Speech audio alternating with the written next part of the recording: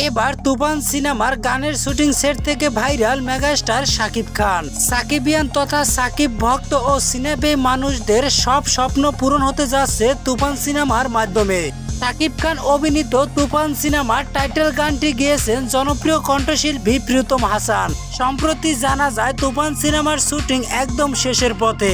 আগামীকাল থেকে camera close হতে পারে তুফান সিনেমার। এই কুরবানির ঈদে মাঠ গরম করে রাখবে শাকিব খান অভিনীত তুফান সিনেমায়। যে স্বপ্নটা অনেক বছর আগ থেকে সাকিবিয়ানরা দেখেছিল, সাকিবিয়ানদের সেই স্বপ্ন পূরণ হতে যাচ্ছে তুফান সিনেমার মাধ্যমে।